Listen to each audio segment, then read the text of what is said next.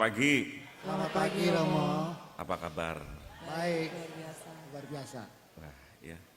Saya diminta untuk memberikan permenungan mengenai belas kasih. Kita ingin bersama-sama melihat panggilan yang diberikan Tuhan kepada kita semua. Beberapa waktu lalu kami para Romo kumpul di Puncak untuk temu pastoral. Dan kami melihat lagi sejarah masuknya kekristenan, sejarah masuknya agama Katolik di Indonesia sampai saat ini. Setidaknya ada 4 fase. Yang pertama, ini fase awal perintis. Ada seorang Romo dari Portugal, Projo Portugal, namanya Romo Simon Vaz, 1535, membaptis umat di daerah Mamuya, di daerah Ambon sekarang ya, Maluku. Setelah itu ada Franciscus Xaverius muncul. Setelah itu hilang, ya, masa-masa perintis hilang. Masuklah fase kedua. Fase kedua ini adalah pada saat penjajahan. Ya. Ketika Belanda menjajah Indonesia, maka muncullah para misionaris dari Belanda. Ya. Romo-romo dari Belanda, romo-romo bule, ya, diimpor dari Eropa ke Indonesia. Ya.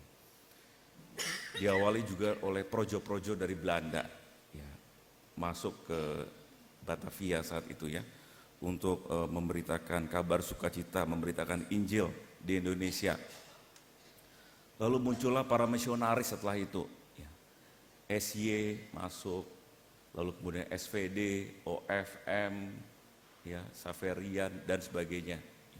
Muncullah para imam misionaris juga dari Eropa datang ke Indonesia untuk menabur benih Injil dan juga menabur benih panggilan Kristiani di Indonesia ini.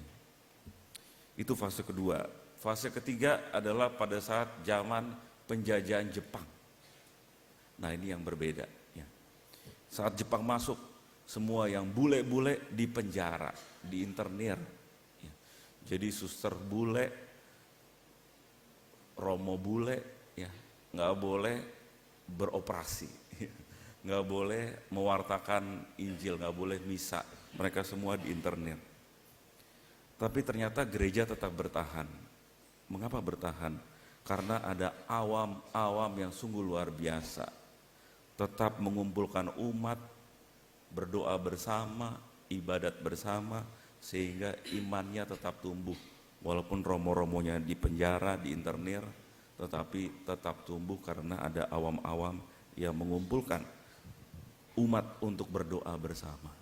Dan juga ada yang namanya sistem wilayah, lingkungan, ya kan? Ada paroki, ada wilayah, ada lingkungan.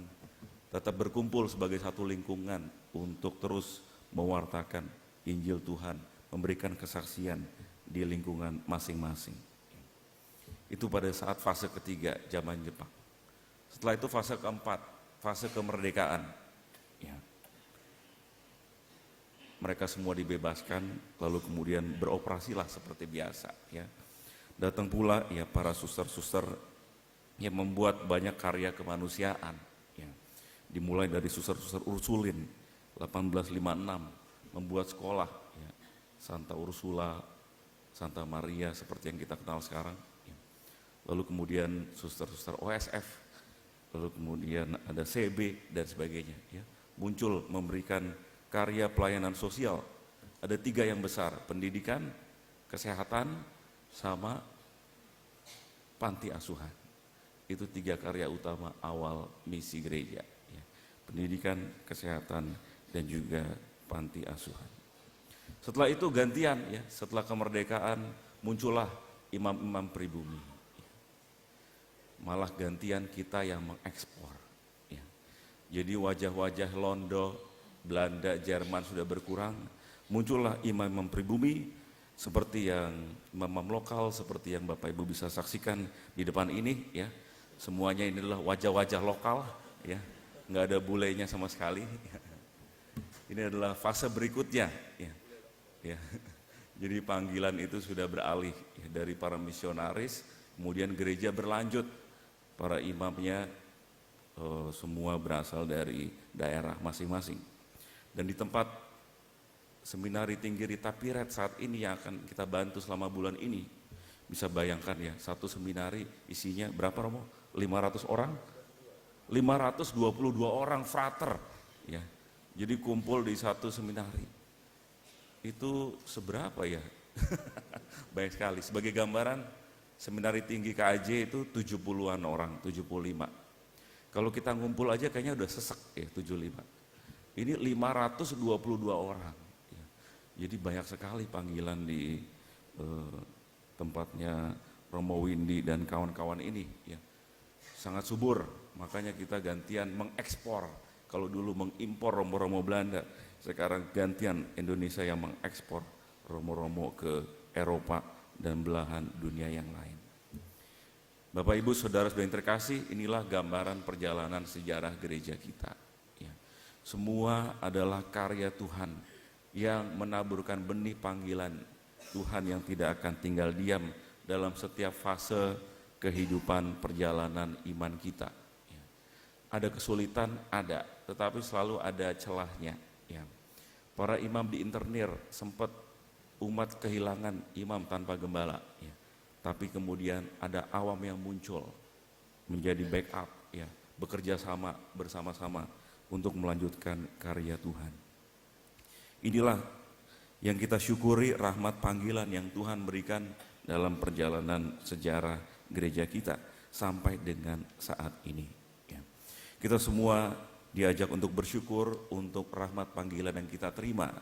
Apapun itu, ya, panggilan menjadi imam, menjadi suster, menjadi bapak ibu, keluarga, ya, semuanya mengarah kepada satu yang sama, yakni panggilan menuju kepada kekudusan. Kita semua berjuang menjadi happy, healthy, dan holy. Nah, yang holy ini ya menjadi tujuan cita-cita bersama kita. Panggilan menuju pada kekudusan melalui panggilan yang diberikan Tuhan kepada kita untuk kita jalani masing-masing. Dalam bacaan Injil hari ini yang membuat saya tertarik adalah di akhir. Ya. Kamu telah memperolehnya dengan cuma-cuma, karena itu berikanlah pula dengan cuma-cuma. Ya. Kalimat ini sungguh mengena untuk kita refleksikan bersama pada pagi hari ini. Hidup yang dianugerahkan kepada kita itu adalah pemberian Tuhan secara cuma-cuma.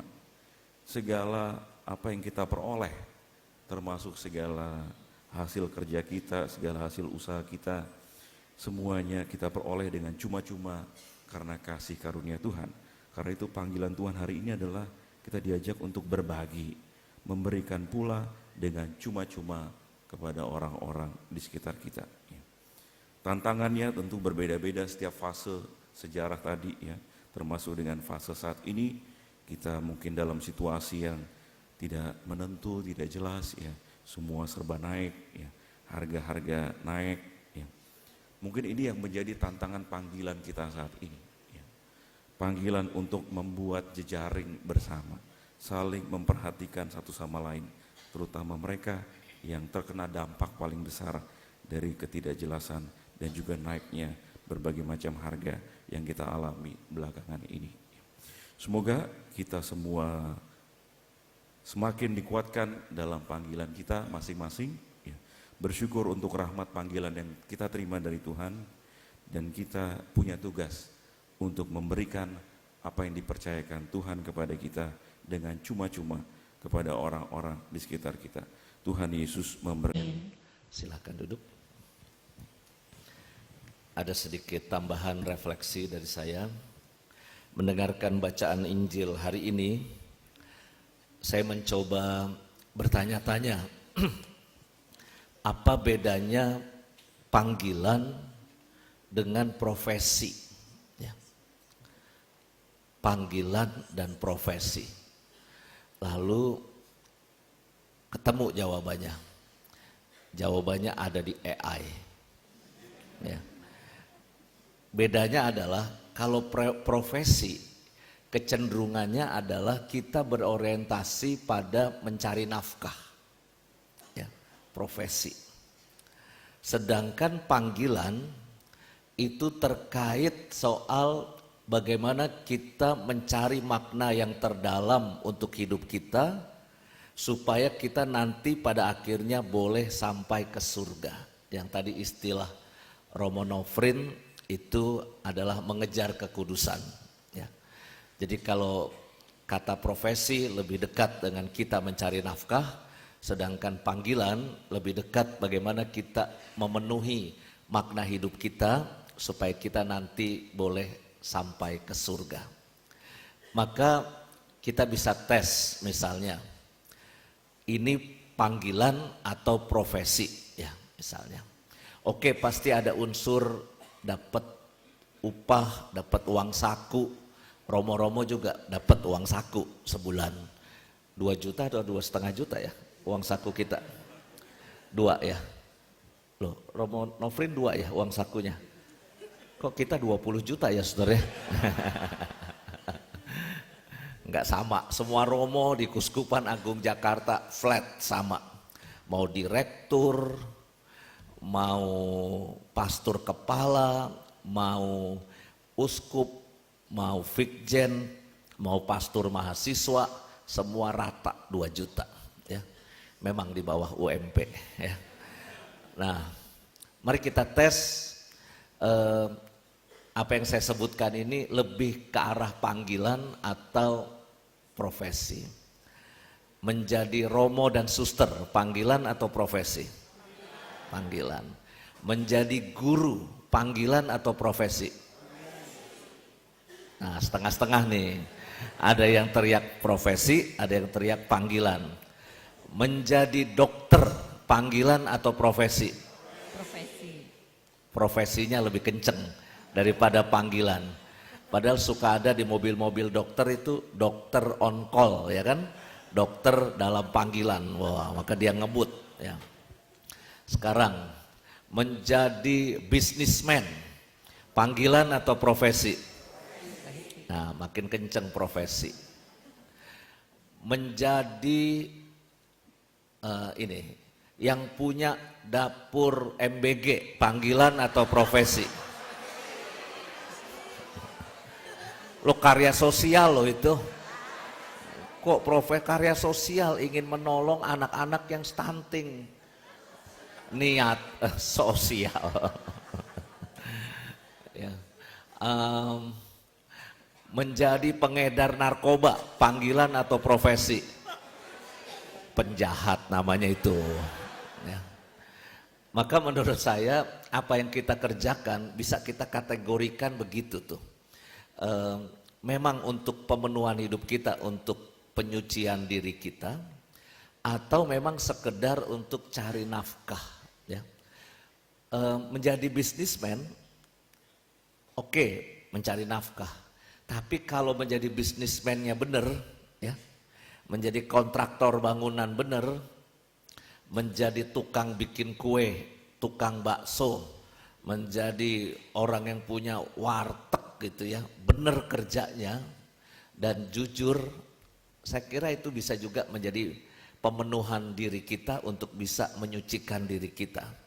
Tapi kalau semata-mata cari untung terus, apa-apa demi cari untung, menurut saya lama-lama itu sekedar profesi untuk hidup kita. Ditambah lagi profesi itu ada profesi yang dekat dengan pekerjaan Tuhan, ada profesi yang melawan ajaran Tuhan.